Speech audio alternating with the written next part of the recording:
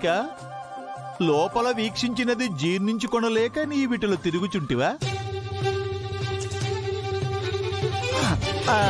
కాదు.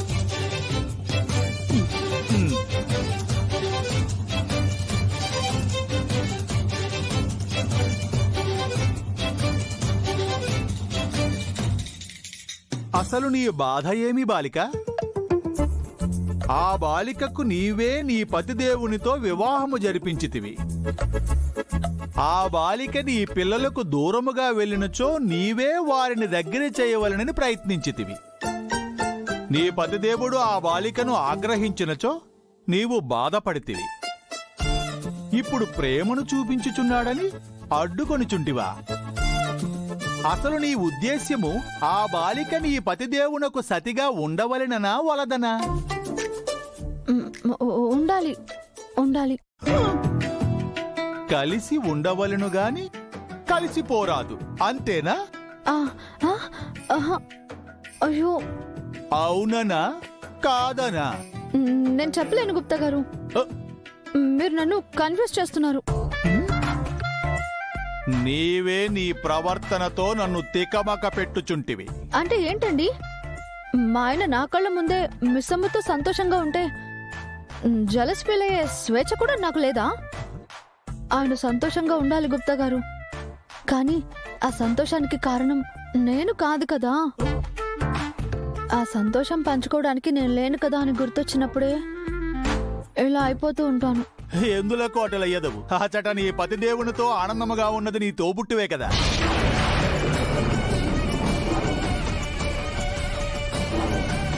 ఏంటి గుప్తా గారు, ఏమన్నారు? అంటే తోబుట్టువు లాంటిది కదా అని అనుచున్నాను. అసలు ఏం జరిగింది? మనం చూసిందే జరిగిందా? జరగాలనుకున్నదే జరిగిందని మనం అనుకున్నామా? ఏదేవైనా జరిగింది మాత్రం చాలా మంచిదండి. ఏదెలా జరిగినా ఇలా జరుగుతుందని ఎప్పుడూ అనుకోలేదు.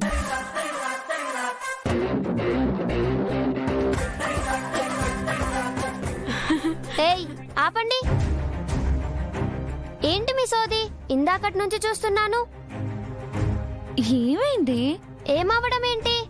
అసలు నాన్న మిస్సమ్మకి సాంబ్రాణి వేయడం ఏంటి? ఏమైతేనే అమరు మిస్సమ్మతో అంత ప్రేమగా ఉండటం చూశాక మనసంతా ప్రశాంతంగా ఉంది. నాకు మాత్రం చాలా కోపంగా ఉంది. నీకెందుకే కోపం? ఏం తెలియనట్టు అడుగుతున్నావేంటి?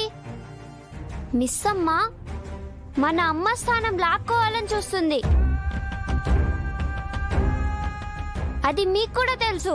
అయినా మీరంతా ఇంత హ్యాపీగా ఎలా ఉంటున్నారో నాకైతే అర్థం కావడం లేదు. అమర్ అరుంధతిని దాటి భవిష్యత్తు చూడలేడనుకున్నా, కాని మిస్సమ్మ రావడంతో అమర్లో చాలా మార్పు గమనిస్తున్నానండి. అమర్ మనసులో ఉన్న అభిమానం ప్రేమగా మారి మళ్ళీ కొత్త జీవితం ప్రారంభిస్తే నాకదే చాలు.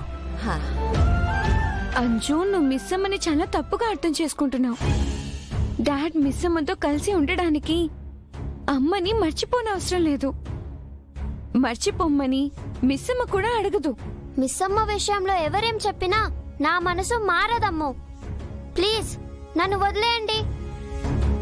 అంజు,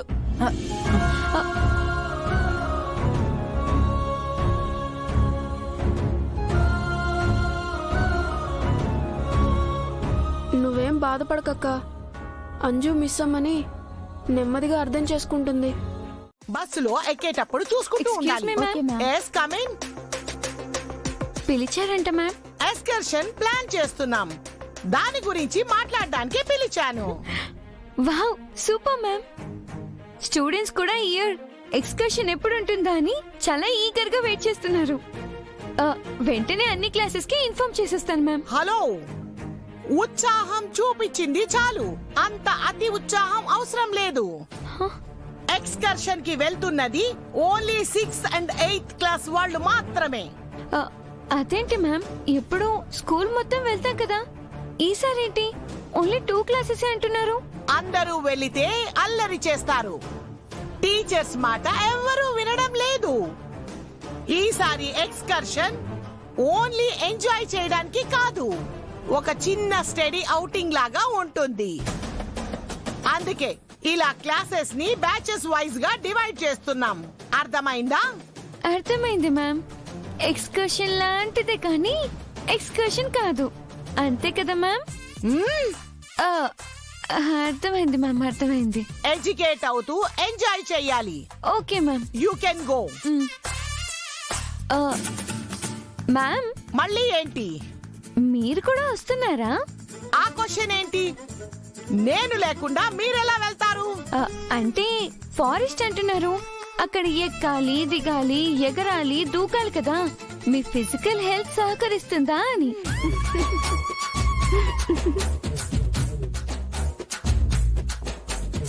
ఒట్టిదానికే అనుకున్నా. ఈ పొడుగు పిల్లకి కూడా నోటి దుర్సెక్కువే. అందరూ ఒకటే గూటి పక్షులు కదా, బుద్ధులెక్కడికి పోతాయి? నీకు సమాధానం ఇక్కడ కాదు. ఎక్స్కర్షన్ లో నీతో తప్పు చేయించి అందరి ముందు నించోపెట్టి నీ దగ్గర నుంచి స్కూల్ లీడర్ పోస్టు లాక్కొని అప్పుడు చెప్తా. మ్యామ్, మ్యామ్, మీ మైండ్ వాయిస్ అయిపోతే నేను బయటికి వెళ్తాను. Get out.